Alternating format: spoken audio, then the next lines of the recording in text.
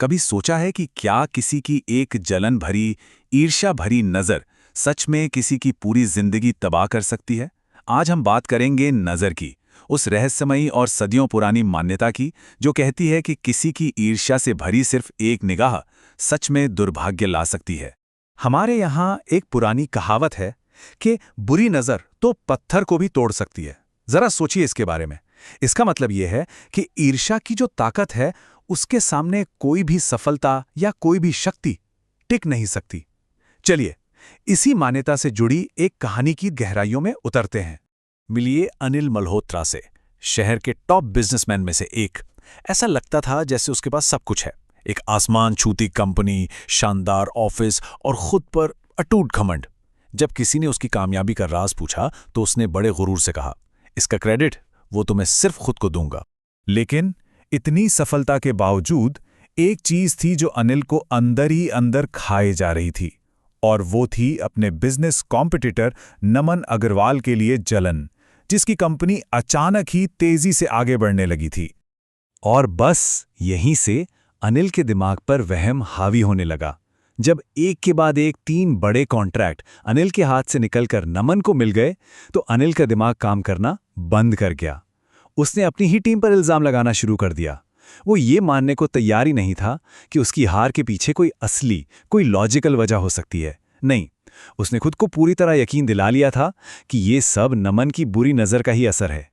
इसी हताशा में अपने ड्राइवर से एक सलाह पाकर अनिल आधी रात को मदद की तलाश में एक शमशान घाट पहुंच गया। वहां जलती चिताओं के बीच उसकी मुलाकात एक रहस्यमयी अघोरी से होनी थी।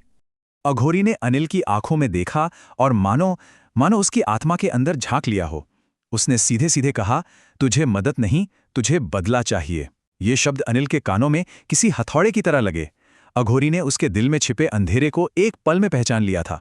अनिल का इरादा जानकर अघोरी ने मिट्टी और चिता की राख से एक छोटी सी गुड़िया बनाई और कहा कि ये नज़र का टोटका है और यही अनिल की हर मुश्किल का हल है। फिर अघोरी ने उसे कुछ बहुत ही खतरनाक निर्देश दिए। कहा, नमन की फोटो इस गुड़िया पर लगाओ, उसमें 3 सुइयां चुभो, और हाँ, सबसे जरूरी नियम, कुछ भी हो जाए तुम्हें किसी भी हाल में डरना नहीं है। अघोरी ने उसे साफ साफ चेतावनी दी, एक बात याद रखना, अगर तुम्हारे मन में जरा सा भी डर आया तो ये जादू तुम पर ही पलट जाएगा। ये एक ऐसी चेतावनी थी जिसे उस वक्त अनिल ने पूरी तरह से नजरअंदाज कर दिया। अनिल घर लौट आया और कुछ ही हफ्तों में श्राप का असर दिखना शुरू हो गया।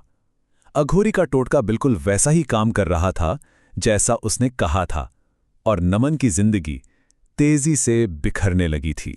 एक के बाद एक नमन पर मुसीबतें टूट रही थीं। पहले उसके प्रोजेक्ट्स फेल हुए, फिर कंपनी को इतना घाटा हुआ कि वो लगभग दिवालिया हो गया, और हद तो तब हो गई जब उसकी कार का एक भयानक एक्सीडेंट हो गया। और दूसरी तरफ अनिल की किस्मत चमक रही थी। उसे नए नए कॉन्ट्रैक्ट मिल रहे थे और हर तरफ उसी की जीत के चर्चे थे। लेकिन कहते हैं ना कि जो दूसरों के लिए गड्ढा खोदता है वो अक्सर खुद उसमें गिरता है। अपनी जीत के नशे में चूर अनिल ये भूल गया था कि अब उसके साथ भी कुछ अजीब और डरावनी घटनाएं होने लगी थीं, जो धीरे धीरे उसके आत्मविश्वास को तोड़ रही थीं। इसकी शुरुआत हुई एक रात जब अनिल ने उस गुड़िया को अपने आप हिलते हुए देखा। फिर उसे एक सपना आया। सपने में नमन उसकी तरफ देखकर मुस्कुरा रहा था और कह रहा था, ये सब ज्यादा दिन नहीं चलेगा, जादू जरूर पलटेगा। और उसी एक पल में पहली बार अनिल के दिल में डर ने अपनी जगह बना ली। उसने अघोरी का सबसे जरूरी नियम तोड़ दिया था। और बस अनिल के मन में डर का आना था कि सारी कहानी ही पलट गई। अब श्राप ने अपना रास्ता बदल लिया था और वो सीधा अनिल की तरफ मुड़ चुका था। रात के 2:47। ये वो वक्त था जब सब कुछ बदलने वाला था। अनिल अपने ऑफिस में बिल्कुल अकेला था जब उसने खौफ से अपनी आंखों के सामने वो मंजर देखा। उसकी टेबल पर रखी गुड़िया का सिर बहुत धीरे धीरे अपने आप घूम रहा था। अब ये साफ था, अलौकिक ताकतें अब उसी के खिलाफ हो चुकी थीं। कांपते हुए हाथों से जब अनिल ने उस गुड़िया को उठाया तो एक पल के लिए उसकी सांसें ही रुक गईं। गुड़िया पर लगी तस्वीर बदल चुकी थी। अब उस पर नमन की नहीं बल्कि अनिल की अपनी तस्वीर थी। अब वो श्राप देने वाला नहीं बल्कि खुद उसका शिकार बन चुका था। ठीक उसी पल उस बंद कमरे में अघोरी की भारी आवाज गूंजी। मैंने कहा था, डरोगे तो जादू पलट जाएगा। ये उसी चेतावनी की एक भयानक याद थी जिसे उसने कभी गंभीरता से नहीं लिया था। तो अब वक्त था नजर का असली मतलब समझने का। अनिल की दुनिया पूरी तरह से तबाह हो चुकी थी। अनिल की कंपनी दिवालिया हो गई, उसकी सारी संपत्ति जब्त हो गई और वो सड़क पर आ गया। एक दिन जब अनिल सड़क पर बैठा था, उसके सामने आकर खड़ा हुआ नमन। लेकिन वो बर्बाद नहीं दिख रहा था, बल्कि उसकी आंखों में एक अजीब सी चमक थी। और यही था कहानी के असली सबक का पल। नमन ने बड़े शांत होकर अनिल से कहा, मैंने तुम्हारा बुरा करने के लिए कभी कुछ नहीं किया अनिल, ये सब तुम्हारा अपना किया धरा है। नमन के इन शब्दों ने पूरी कहानी को एक जादू टोने की घटना से निकालकर एक मनोवैज्ञानिक सच्चाई बना दिया। इस कहानी का असली सार पता है क्या था? वो यहीं छिपा था। असली बुरी नजर कोई बाहरी ताकत या श्राप नहीं था, बल्कि वो अनिल की अपनी, उसे भस्म कर देने वाली ईर्ष्या थी। ये सब उसकी अपनी नजर, यानी उसके अपने विनाशकारी नजरिए का ही नतीजा था। आखिर में अनिल को उसके कर्मों का ही फल मिला।